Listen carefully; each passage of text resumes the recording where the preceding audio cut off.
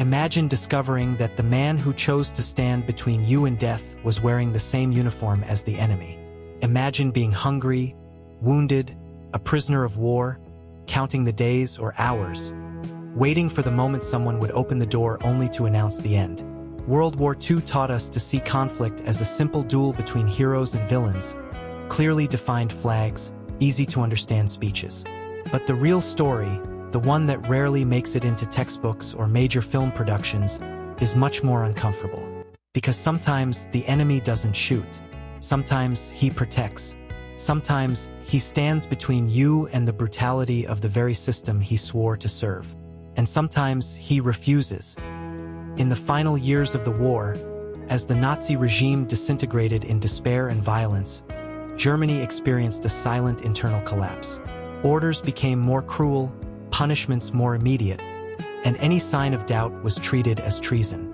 Within this scenario, Wehrmacht officers were pressured not only to fight, but to harden themselves, to stop seeing people and start seeing only enemies.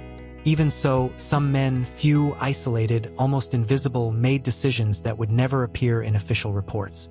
One of these officers was put in charge of American prisoners of war. Men who, in theory, had no value beyond trade or forced labor. Men who could be abandoned, mistreated, or simply left to die.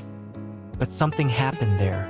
Instead of acting as the machine expected, this officer acted as an individual. He ensured that those prisoners received food when shortages were already affecting even German soldiers. He protected them from abuse, turned a blind eye when necessary, confronted superiors when needed. Each choice seemed small, almost insignificant, but each one accumulated risk.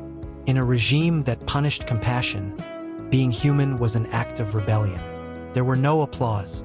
There were no heroic records. Only the constant fear of being denounced, arrested, or executed for doing what, in any other context, would be considered the bare minimum. It's important to understand that these cases were not common. They weren't the rule. They were dangerous exceptions. As the war progressed towards its final stages, the regime's internal paranoia grew. Wehrmacht soldiers began to be executed by their own army for desertion, for unauthorized retreat, for questioning orders that bordered on collective suicide. The line between obeying and dying was too thin, and yet some consciously crossed that line. They knew exactly what was at stake. They knew they weren't saving the world, they were saving people, and for them that was enough. The Itter Castle episode is perhaps the best-known example of this moral rupture. An almost unbelievable moment in the war, where German soldiers fought side by side with Americans to protect Allied prisoners against fanatical SS units. That was not an improvised miracle, nor a historical accident. It was the direct result of men who had decided, long before, that they would not follow to the end an ideology that had lost any trace of humanity. Those soldiers knew that, at that point in the war, the most dangerous enemy was not on the other side of the front line. It was within the system itself. The Itter Castle episode is perhaps the best-known example of this moral rupture. An almost unbelievable moment in the war, where German soldiers fought side by side with Americans to protect Allied prisoners against fanatical SS units. That was not an improvised miracle, nor a historical accident. It was the direct result of men who had decided, long before, that they would not follow to the end an ideology that had lost any trace of humanity. Those soldiers knew that, at that point in the war, the most dangerous enemy was not on the other side of the front line. It was within the system itself.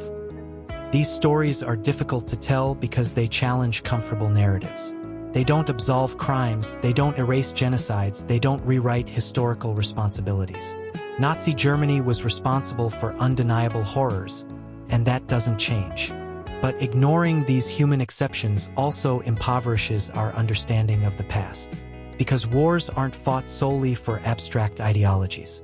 They are lived, day after day, by individuals who make choices, even when all options seem wrong. The world likes simple stories because they organize chaos. Good versus evil. Heroes versus villains. Light versus darkness. But historical truth rarely fits so neatly. Even in humanity's darkest periods, there were people who chose not to become monsters, even when everything around them demanded it. People who didn't raise flags, didn't make speeches, didn't try to be remembered. They simply refused to participate in the brutality when they had the chance. The German officer who protected American prisoners of war didn't change the course of World War II. He didn't shorten the conflict, he didn't overthrow the regime, he didn't alter maps. But for those men who survived because of his decisions, he was everything. He was the difference between returning home or disappearing forever in a forgotten camp. Between telling this story to their children or becoming just another number in a war statistic. And perhaps that's exactly what makes this story so powerful, because it forces us to confront an uncomfortable question. What would you do if you were there? When obeying meant abandoning your humanity. When refusing would bring not glory, only risk.